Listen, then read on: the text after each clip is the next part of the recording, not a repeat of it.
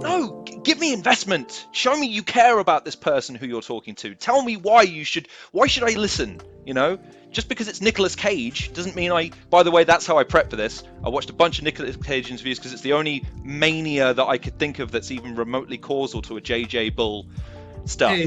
So I swear on my life, that's what I did. I'm not shitting you when I said I watched a bunch of Nicolas Cage stuff, because I know what you'll do. I'll praise you and you'll go, I'm not sure I'm worthy of such praise, because all good artists do that. And you're a fabulous personality, presenter, artist, all the rest of it. You really are. Well, I would say, first of all, that's very, very kind of things you said there, and I'm not sure all of it is true, but it's very nice of you to say all of it. Ladies and gentlemen, boys and girls, children of all ages, welcome to this edition of the Halcyon Show, bathed entirely in God light glow stuff. Sorry about that. You know, people always ask me, why aren't you as talented as the guys from TIFO? And hey, didn't you steal this intro from a handsome guy and his puppet? And to them I say, tell it to the judge. Anyways, this week we welcome a musician, songwriter, performer, producer, football analyst, writer, director, actor, presenter, creator, cartoonist, a hot take, hot stepper, a man, managing mad hatter, a man whose eccentric and electric hosting style combined with his remarkable passion for the game of football make him easily one of the most talented and entertaining and interesting personalities working today. You most likely know him as the face of TIFO IRL, and almighty King of the Eagles. It's L Cool JJ himself, the Jamtastic JJ Bull is here! Hi. That was very well delivered. I screwed up the name of the channel though. That was great. Gotta get on brand. Really Gotta get on brand. So again, I can't thank you enough for joining us today. And I have some hopefully very straightforward questions for you to drill down into the heart of what makes JJ Bull so goddamn talented, in my opinion. And I guess we better talk about the thing that's probably you're most synonymous with these days. The footballs, the footballings, the balling of the foots. Yeah. Talk to me about your passion for football, because it seems to have worked its way into everything you've done and now is the focal point of what you are most renowned for. Talk to me about it. Where does it come from?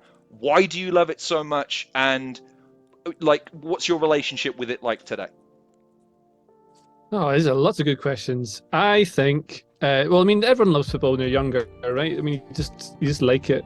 I think I started playing a bit late. I was always rubbish when I was younger growing up. And because I was rubbish playing, I never really got in the teams, in the first teams of anything. So that wasn't ideal.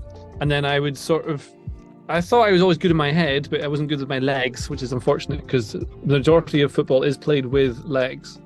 And so that was one thing. And then I like watching it on TV.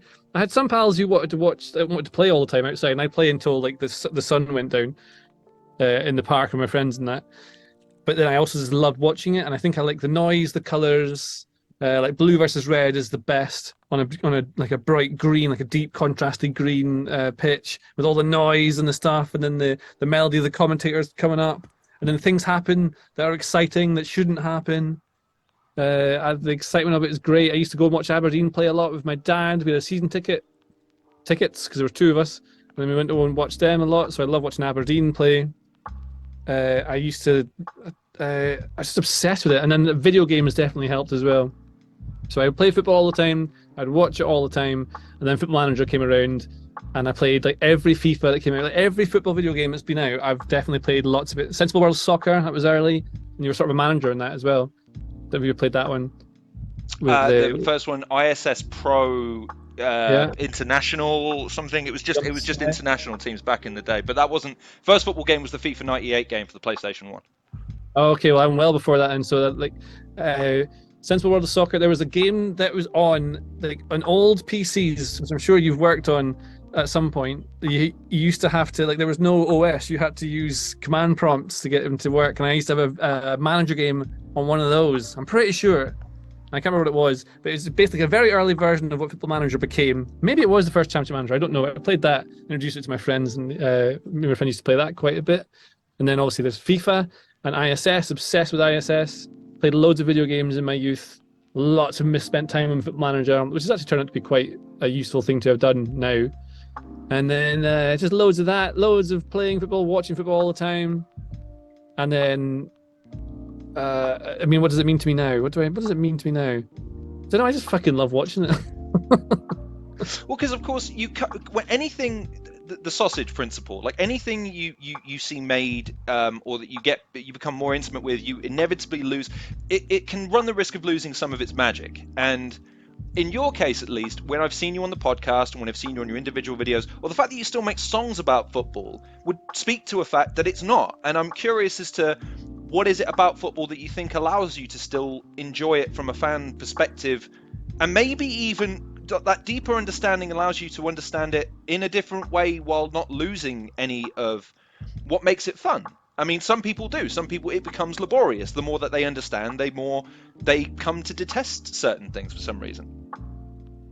Yeah, well, then I guess that's sort of like asking why you like music or something like that. It's just something that you enjoy. Is it inherent? Inherent is the wrong word as well. I mean, people just like things that they like, don't they? Some people don't like football. I don't really. I mean, some people. I don't know why it is. What is it? It's just something that everyone likes watching it. It's a huge event. You need stuff to do. As people have always been obsessed with. There's always been sport in history, isn't there? I mean, before football, it was like right back. You had people fighting lions in a big stadium. I don't know what they had well before that. There must be. Are there some sort of historical things that date football either back to Scotland in the early hundreds, or like China or something like that? Some really early stuff. So obviously, people just like coming together to watch a sporting event, to watch people compete is good. I don't know what it speaks to. I don't think I'd have any more love for it than maybe other people do. What I like to do is look beyond what other people maybe just see on a surface level. I like looking beyond that and seeing things that I think I see that maybe other people don't, which is mostly a case because I want to prove other people wrong constantly, which is, I don't know why that is. And I don't know. What part of the question have I not answered yet? There's something in there that I could answer. Well, I think you've kind of answered it in the sense that you've kind of said what you've said, which is you just like there's not really a rationale or a reason to it. There's still that sort of. I mean, maybe a question to ask is how has it evolved? Like I'm like you. As a kid, it was the pound football that was always somehow too light to keep on the ground, but yet you could never kick it more than 5 yards. Right, you're allowed out till the lights go down, and then you got to come in, sort of football. And then steadily, as I've gone over the course of time, it's now that thing where if I get invited to a five-a-side, I got to take that shit seriously. I got to ice my legs. I got to stretch. I got to make sure the kit. I'm not all right. I'm not a FKW. You know, I'm not one of those guys. There's some of it. Some of the innocence of football has been lost for me over the years, and it's become more of a thing of, you watch it to enjoy it, but I don't feel like I participate in it. Whereas you still look like you participate in on the enjoyment level, on the tactical level, and the because you're an active part of the coverage of football these days. So how has it evolved as you've kind of incorporated more of those things into what you do, or what you choose? Because again, some of this stuff you actively choose to do. It's not a job. It's stuff you do for fun. I wonder, like, maybe it's got maybe more mainstream. Does that make sense? I mean, I don't think football was, because it's a different kind of fandom in the 80s, I think. I mean, I was born in 85, so I didn't really see any of that.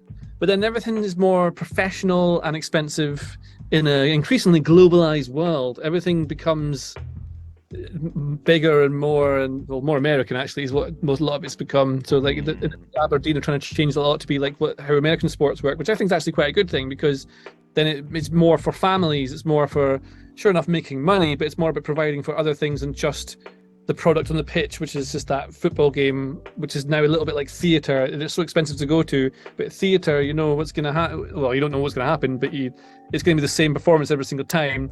And they've written that, structured it in such a way that it is dramatic and brings you in. Whereas football, you don't know what you're going to get. You might get Brentford 1, Leicester 1, and nothing happens the entire game. Or you might end up seeing a cup final where you win in the 90+2. Well, I mean, the World Cup final was one of the best things you could ever possibly watch. Like this last one, Argentina-France. It was just perfect to watch. And I mean, like, the coverage of it has changed. So that's maybe interesting in it. And I think pundits never used to say the things that I thought I saw with it. And I always thought, especially growing up in Scotland, where when you play 11-a-side and you don't get the ball enough because it gets pumped over your head all the time if you're playing midfield, then like, what's the point? How come these kids are doing that when in like abroad they're going to be doing things with the ball all the time? And the difference is in like geography and where different countries play in different ways, how can different players play in different ways, the artistry of it. Everyone is very different and individual, unique. In the same way someone would have a set style of painting, you'll get someone like Bernardo Silva is a very different player to like Neil Ruddock. You know, they're they're opposites of the same game. They're both within the same parameters and they bounce off it, but they do different things. And so you'll get things that you possibly couldn't create. And then the idea, the professionalism that is necessary to get to that top level of elite football is incredible. And watching these absolute machines, these athletes do all this thing on a pitch you could never really do. I mean, all of that is exciting, isn't it? Is that not what makes it fun? 100%. I couldn't agree with you more. You've put that very eloquently. And that moves us on to our next point very well, because one of the things that I've noticed about you and draws me to you as a personality and a creator, and you'll notice this if you ever watch JJ, and I mean this in the best compliment, the highest praise. Sometimes when you're watching JJ, you can see two people vying for control of his frontal lobe, the intellectual side and the bombastic side. There's a moment where he's on a thought, he'll throw in a thought that counters it and almost undermines it, but then undermines it back. And there's this constant presentation style that is both madness, but utterly engrossing. I absolutely adore it. And one of the things that I wanted to ask you about was your penchant for showmanship, because one of the things that I also adore about you is your evolution as a on-screen performer, as a writer, and now as an analyst, because I think one of the things you note from some of your videos is how utterly jubilantly funny you are. I can't tell if you've never seen Ghost Twat. My God, one of the happiest things I ever discovered during COVID was, what are you doing today, Ghost Twat? Fantastic stuff. And then in a broom cupboard, absolutely. I can't tell you how much I adore that series. But now, watching you on the podcast inject levity and analysis with authority. I don't think anyone debates you as vociferously as other, because you speak with such a clear and precise point, even if you maybe take a few steps to get there. So what I wanted to ask you is, how do you feel about your transition? Do you feel like it's been a steady progression over time from when you first started to where you are now? Or do you think you've learned some key lessons along the way that have made you reevaluate how you want to present yourself to people, in terms of maybe toning down some of the bombast and bringing in more of that intellect, which is so plain, it's so obvious to see? Well, I would say, first of all, that's very, very kind of things you said there, and I'm not sure all of it is true, but it's very nice of you to say all of it. My transition, what have I done? I mean, I've always just like... I mean, your first TIFO podcast is a great example, because you're very reserved in that one, but every so now there's a little throw of the dice in there, whereas now I think you're much more comfortable in your presentation style within the realm of the podcast. I like to read I read the room and work out with the spaces. It's a bit like how I play Fireside. Is that what I'll do often is cover for everyone else and work out what my role is in the team. So there's the things I want to do, often you can't do because someone else has taken that space. Sometimes you just have the space naturally, so you have it, so you can be the striker or the attacking midfielder. But a lot of the time, the best thing to do actually is sit back and let other people do the thing they're doing, because then you can make them better. And it applies to, like, I just love, I've been obsessed forever with comedy and being I always wanted to be a comedy writer. That was my thing. I wanted to write for The Simpsons. That's what I always wanted to do. And that's how I ended up getting into writing and stuff. But one day I realized that about 25, I was like, oh my God, the people who are writing The Simpsons now, or like who wrote it in the 90s when it was the best, they would be my age. So I can't just keep saying one day I'll do it. I just have to get on and do it like they can do it. So why don't I? And that's when I started moving to different cities, moved to Glasgow, then moved to London. But I've always been on stage, always. So like I was playing in primary school. Do you have primary school in England? What do you call it? Yeah. So I remember did a comedy show with I made one of my best friends do that with me for the class. It was obviously rubbish, but that's showing off. Maybe it's like to show off. I just want attention. That's probably what it is. Just want constant attention. And so I would do that. Then I played in bands I'd learned to play guitar, started so I could write songs. I started doing that and started playing I played piano as well. And so I was doing that when I was like 13, 14, always showing off, always on stage. And I was playing in gigs. I was going on tour by the time I was 17 around the country. Went to around Europe. Went to Belgium. We played some gigs around Belgium. That was fun. Is in Europe. It's in Europe. In Europe still. And then because I always like comedy stuff, I also used to manage to get hold of like a video camera and would just film random sketches. And then I learned how to produce music. I learned how to make films. I learned how to make cartoons because I always used to draw as well. And so then it all eventually combined into different things that I was doing. I made a cartoon. Well, I made like a puppet show with my friend in uni. One day I was like, I just make a puppet show. That'd be fun, like a cartoon. I don't know how to make a cartoon, so we just built all the assets out of cardboard and I made a show on front of a camera. I always seem to have a video camera somehow. That's very lucky of me. I don't know how I managed to do that. I think I got it off like eBay or something like that. I used to buy loads of stuff off eBay now back in the day and forget I'd done it. There was like a cheap camera when I was at university with no money. So I would make all stuff like that.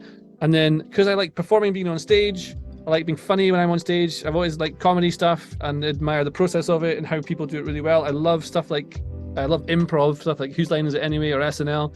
So SNL's less improv, you know what I mean? That sort of area. And then and all that just combines into stuff I do anyway. And so what I do now is the football analysis, because that's what I managed to get into somehow. But I was at Telegraph because of the stuff I did from my YouTube, which got me an interview through the door there. And then off the back of that, I did some more videos at the Telegraph because they asked me to be on camera because I just did it anyway. And so then I ended up being asked to come to TIFO, do this thing I'm doing now. And everything I've done, I just did because I wanted to do it. And I was doing it already. People often ask me how they get to do stuff that I'm doing. Like, how do I get to be a football analyst? That's the word. Or a football writer. Or how do I do stuff on camera? It's like, you just do it. And if anyone asks you how I've done it, I'll always try and reply to them. There's a lot of times I haven't. I feel bad. I often just forget because I'm out, usually in a pub or something, and I forget to do it. And then but if I ask them what they have already, they'll often say nothing because they haven't got anything yet. But I just started. I didn't get a leg up or anything like that. I just started doing stuff, and then some people seem to like it. It was lucky. Right place, right time. You got to work really hard. Be nice to everyone. I don't know. I assume that's where you're going with that question. Exactly, because I share a lot of that in common, and it's that thing of you put yourself in the right place at the right time, but you also show a passion, and that's one of the things that I've noticed throughout everything that you do. Even with the when you guys piloted TIFO IRL, and there was this effort to try and set up a kind of a unique look and presentation style with the board, with the camera, letting the person show the tactics, but also show it through the framework of their own personality.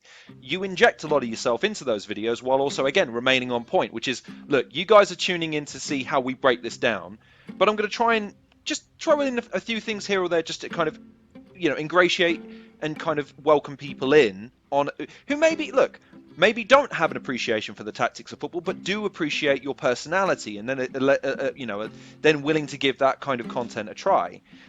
So one of the things I wanted to ask as well is, how do you find that difference in creative license? So, with your channel, again, making cartoons about Carlos Tevez saving Christmas as a means of getting out of football training, versus producing a video where you're breaking down something that newspapers, football pundits, and Twitter en masse are going to be debating vociferously, but then producing something that ultimately I think anyone can point to and say, hey man, they raise good points. Like, it's so professionally and articulately put together, but still doesn't lose that friends chatting in a pub vibe, if that makes sense. It's such a friendly, kind of welcoming kind of style. What do you want to? What's my question here? What should I? I want you to take all the credit and say that you've piloted a new age of content creation where controversy is not the fuel that you guys subsist on. You subsist on good guys presenting good points about football. At least that's how I've always tried to pitch TIFO to people. If you don't want people arguing on the radio, you watch TIFO, because you'll still get the entertainment value, but you will hear some of the best analysis that you'll hear when it comes to the sport of football. Well, I just like intelligent conversation. I like things at a level that makes you actually think. I like to be surrounded by people who I think are either more talented or smarter than me, of which there are many. Hello. So I like to be surrounded by people who can make you better, but it's just nice to be around them because then you get good, intelligent conversation. I get bored easily, so to be, I guess, involved is something that you need, and to be involved, it needs to be something that makes you intellectually curious, I guess. And then I don't want to try and be tribal or make people think things or bait them into doing a thing that's not fun. I mean, I was Telegraph for like 7 years or something like that as a writer, and I did lots of live blogs and stuff for them. So like I was always doing analysis with that. So I think I've learned how to do that pretty well, which is useful for what I'm doing now. But I was doing this video we did in TIFO, the videos we did in TIFO IRL. I was doing a thing of that for the Telegraph like a few years before, but it just didn't really, like, something didn't click, so it just didn't start doing that a lot. But could easily have been doing this before. But then Joe had the idea with this IRL thing, and put it together, and then we've just turned it into what it is now. But like again, like you can be smart, but the idea is that you should be able to explain it to anyone. So like if someone asks what it is I do for a job, you'll be able to say, well, this is the thing, and then someone who doesn't care about football could watch it and learn something they might not know about. Like I would watch something on, I don't know, skiing if I thought it was interesting. Like I watch a lot, well, during lockdown, I watched a lot of people who are streamers on Twitch play Warzone, Call of Duty. There's a few people who I'd watch who I really like because they're really engaging and charismatic, and they're clearly they're good at this. I'm trying to work out why they're so good at it. And then some of them tell a story, and the story is at that one game that they win. There's this guy called Zillionaire who's amazing, right? And he's so good at the game, like he's ridiculously good. So you're learning from watching him, so that's good. Something I can't do, so I get to watch that, and that's nice. And then he's also just engaging with people. He's just this kid. He's like 23, 24, something like that. But he's just so good at doing it. I kind of lost track where I was going there. Anyways, Zillionaire's really good. Well, we're short on time, so I'm going to skip maybe two of the questions to get one that I think is. I go for it. I can do a bit. Actually, you're right. Okay. Well, I mean, I'll ask you the most important question because I think this is important to what you do, considering what we talked about with your passion for football and how much work you have to, again, keeping up with the YouTube grind and writing and producing and also just maintaining your own sanity with things must be, a plate spinning event of all plate spinning events. Talk to me about what motivates you. How do you maintain your insane levels of energy? How do you maintain the same levels of application? And when you're maybe feeling creatively bereft, how do you cope with that and reinvigorate yourself, considering everything you have to balance? The last one's really pertinent. I think when you don't have it in you, I think sometimes you just have to get something out, and often that kind of helps unblock the creativity stuff. It depends what you're making. If it's music or something very personal, it can be very difficult and much more different to doing a piece of analysis. Then other things that can motivate you are fear of getting it wrong or fear of not. The fear of the kids coming up from behind. That LCD Sound System song, "Losing My Edge," is basically it. That is it. It's perfect for, especially at the age I am now, probably the same age that Murphy wrote that, right? And it's just, that's it. Kids come up from behind on Twitter. There's all these kids now who are amazing at all this tactical analysis stuff. They see all these things that I was getting into. There's a lot more things available, so there's a lot more to read. A lot of things I think and know I just have from personal preference rather than reading. I've read a lot now, but originally I had these thoughts before being able to see other people writing about it before Twitter existed. So those are two motivations: is fear of failure, staying ahead of other people, trying to the big motivator is having fun. You have to be so you get to work every single day. You want to enjoy yourself, right? So if that's the majority of your time is spent at work, then you can't do something you don't like, even if you get paid less. And there's certain exceptions where you swing that around, obviously. But I mean, I took a massive pay cut. I was working for Apple, and I took a huge pay cut to live on the edge to work at BT Sport when it first started. Because it was a huge opportunity to be a comedy writer in this new show that they had coming out, and it was just so cool, right? It's the motivation is that you get into this new thing. It's all exciting, and what I do now has lost none of its allure or magic. Some people talk about how the job's boring, or I've got this, so I'm going on. I can't believe it, because I've worked retail, all the rubbish hours, everything, just because you get to be surrounded by this. To be able to do this as a job, what I do is ridiculous. I'm so incredibly lucky. So that's another motivator, is knowing that you have a massive opportunity that other people don't. And then making stuff that's fun, stuff that if you enjoy it, it's good. If you think other people might like it too, that's a benefit. But mostly I like to make things that I would want to watch. That's maybe the wrong way to do it, because you should think what other people want to watch. But as soon as you start making things for other people, often doesn't work quite as well. Especially in music or cartoons, like on my other channel I used to do before. I still do it now and again. If I try and chase the views, doesn't work. If I do something that I think is just so stupid that no one else would make it, then it's great. Sometimes I see people doing cartoons on TikTok or Instagram or something. There's a few. What's this guy's name? Tom P something. I can't remember his name. He's so funny, man. And there's these little small animations that this guy makes, and they're just completely stupid and the kind of thing that I wish I'd done. And when I see stuff like that, I'm like, I could have done that. I'm gonna run out of time. I'll die. I'll need to make all these things really quickly. But in terms of how to have all the energy all the time, I don't know. I just force it out, and then You really do love everything you do, don't you? Is that how you get away with it?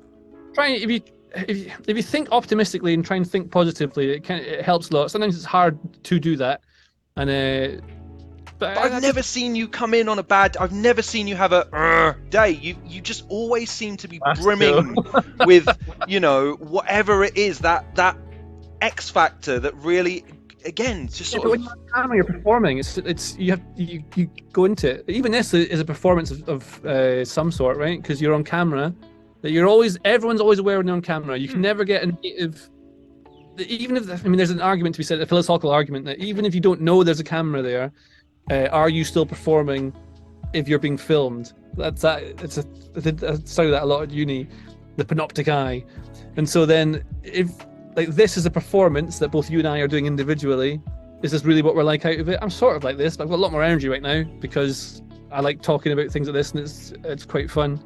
And also I've been doing how hard I work. I'm waiting for an edit so I can then put something into it to try and rescue it because I think I've done a bad job in the last thing I've done. So it's all about making things that are good. 100%. Which it's an interesting point you raised. I think it was Jimmy Iovine who said, look, if I want to make something that's good, I'll make something I like. If I want to make something that sells, I'll listen to the people who I'm trying to sell it to. So there's a tightrope you have to walk with creative fulfillment in what you do. And I think it's fascinating that even in an industry where it's football, man, there'll be another game tomorrow and a game after that, and there'll be some talking point that arises from it that everyone wants to talk about. It must be a grind trying to keep up with it sometimes and maintaining that same level of optimism, energy, engagement, especially when, and I won't ask you to go into this, but I just imagine this, the narrative around football gets lost a lot in subjective stuff rather than what is the truth of the issue. It's a perception thing rather than a reality thing sometimes.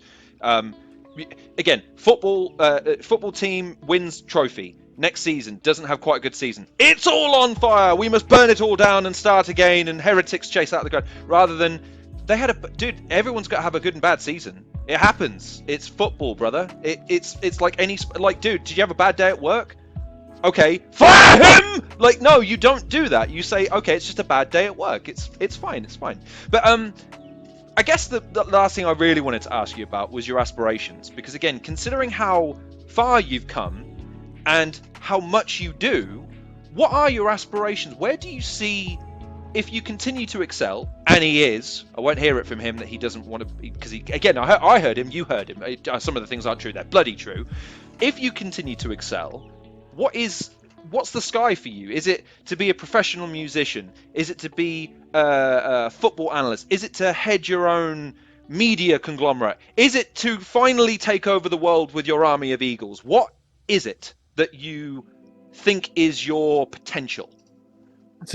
I like the question because it's something that I wonder myself. I don't know, because I had a big old dream to do basically what I am doing now.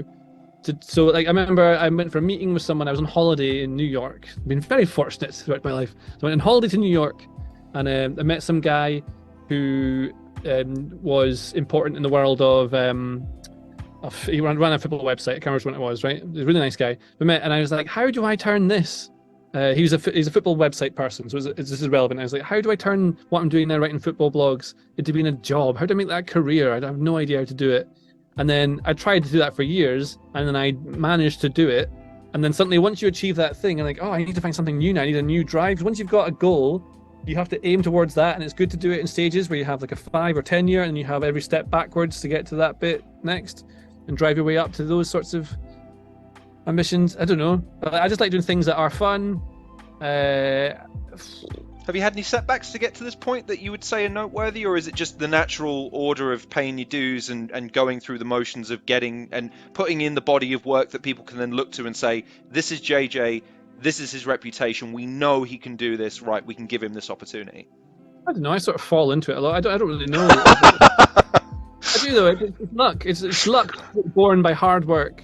Like so to get lucky, you have to be in the right place at the right time, and often if you're always there, like if you're always at the bar, drinking, making yourself exhausted because you're always out. But on the 50th night in a row, Mr. Big from Big Records comes in, and that's the day that you chat to him.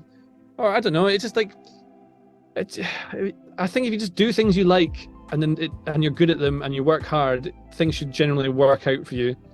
I don't know what the ambitions next would be. To make TIFO IRL really good, I think it's still not where I want it to be. So I don't know. It's making things that are better. I don't know. It'd be nice to be on SNL.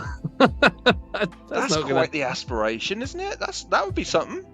I don't really want to be in SNL now. They're making a UK version actually of that, but I won't be on that. It's just, but I just like things that are funny. Maybe I'd want to write something that would be not football eventually. Who knows? I don't actually know. What about a musical for football? Musical for football? No. I'm half decent at music, but I'm not good enough or don't have anything enough to say which would make me be a good enough musician. There's loads of good musicians going around. It's fun though. Do it for fun. If people like it, then that's good. And when you try and make stuff that you think will do well, it doesn't come out honest. When you do things that are funny, they're more a reflection of who I am, and then they're not taken seriously because they shouldn't be, not designed to be. Who would you say are your comedic inspirations? Because I see hints of things, but I want to know from you, like, when you sit down to write, is there a type of humor? You mentioned The Simpsons, but is there something that tickles you in particular about the way you structure things, and that's why you do it? In writing, do you mean, or? I guess so, because again, consciously I don't think you mean to be funny half the time when you're on TIFO, because you're being naturally you, where you'll make a big point and it'll just be something along the lines of da da da. It could also be because he's rubbish, but mainly da da da. It's the competing element that I think is so. It's hilarious, and I know you don't mean it to be, but it's brilliant. But when you write, is there a process that you follow in order to try and achieve the desire? Because I think you really do. Again, your stuff on your channel is Eddie and Ketia being the best boy. I remember laughing just because it just random, but let's hear his argument, and it was great, and it was fun, and it was levitous, and it was harmless. Like, do you have any maybe not inspirations, but certainly influences when it comes to that sort of stuff? Well, I would have absolutely loads. I can talk for an hour about it. Everything Who's the biggest? Funny. Everything I do, I try and think of. I think it's funny if it makes me laugh, but I try and think of what would make my friend Jack laugh, who I started Fit by That with. Because if he would laugh at it, I know it's funny, because we both like absurdist stuff that doesn't make any sense. I like things that. How do I phrase this without sounding wrong? Like things that maybe you shouldn't say. Like I like a lot of Norm Macdonald. Like I love Norm Macdonald, right? Norm Macdonald's jokes. Often he says things he shouldn't say, but he knows he shouldn't say them. And that's why they're funny. He's got a joke 9/11 that shouldn't be funny, but is very funny. In terms of stand-up comedians, I think Stuart Lee is the absolute king of it. With Norm Macdonald not far behind. I think Greg Davies is very good at stand-up. He does it in a very different way. But I used to go to the Fringe quite a lot. I love improv stuff, so like Colin Mockery and Greg, what the hell's his name? The Canadian guy that's always on Whose Lines Is It Anyway? Those big influences when I was younger. And then you get shows like Mr. Blobby. Mr. Blobby was a comedic genius. That is perfect. You try and show me anything funnier than Mr. Blobby, like going in and destroying a household, shouting Blobby, Blobby. That's perfect. Then like Blackadder, the second, third season is perfect. Simpsons season 2 till 9, it's perfect comedy writing. The Office, the US one, is my favorite. The UK one's also, like, they're very different products, so you can like them both. Those two things are very important. The UK one for a different reason. I think the US one is more like a modern day Simpsons, because the modern family is in the office rather than the nuclear family that Simpsons had. And then I just loved all cartoons. I liked early Family Guy, Nonsense, South Park. Yes, yeah. And then anything funny, like some of the Monty Python stuff is ridiculous. Like the opening credits to, I think it's Holy Grail, and they have the bit about the moose. It's just so stupid. Like I can't believe they were able to do that, and keep an audience In the Fast Show, perfect. Vic and Bob doing bizarre things. Like there's a clip I saw recently where Bob Mortimer is just like dancing really fast for fun. It makes Sort no of sense. circular, That's why I like it. The idea that you're doing something that you should The be gin allowed. thing, yeah, I remember that. Yeah, the gin box. Yeah. But we did live through that period where comedy had mania, but the mania was still, there was still some structure to it. There was still a point to it, and I think that's where I love your writing, because ultimately it's got a beginning, middle, and end. It's not just, hey, here's something. Like I watch Rick and Morty sometimes, and I do think, do you know what? They had 2 minutes to kill, and they just went into the writers' room and said, right, just give us a joke. It doesn't have to make sense within the context of the rest of the show. Just, we'll kill 2 minutes, which is fine, except for it doesn't hit the same way sometimes. And I appreciate when writers try and put things together in a way that makes coherent sense. Yeah, I mean, I doubt Rick and Morty would have done that. There'll be when you in your script you have beats to hit, right, and there'll be room for a joke, and often all of the writers' room will come up with something funny that's in there. I'll tell you who's really funny. James McNicholas, Gunner Blog. So like I just he's so funny. We've done some improv stuff with him before, and that guy makes me cry laughing. Does a Fringe show in the past as well. He's just a really funny dude. But like often like your friends are the funniest people. The people you surround yourself with, they're the funny ones. Like he's one in particular that makes me laugh. My friend Jack's always really funny. And when you put yourself in situations where those funny things can happen, like if you have nothing to do and you're in the middle of nowhere with one of your pals, and then you decide to like build a robot out of tinfoil, that's really funny. And that's anything that's not normal. I guess I like not normal stuff. Not normal stuff. I love that. That's great. I tell you what then, that covers about everything I really wanted to get into without fanboying out, because I can't begin to tell you, ever since I saw, again, full disclosure, I first was introduced to you because of a tactics video you did with Alex Stewart and Joe Devine on a TIFO show, and then throughout the pandemic, seeing you appear more and more till you were a full-fledged member, and then really getting to know you in the IRL series with the gaming stuff and the football manager stuff. I can't tell you what a delight it's been then going through your individual channel, through your backlog, and finding some of your writing as well.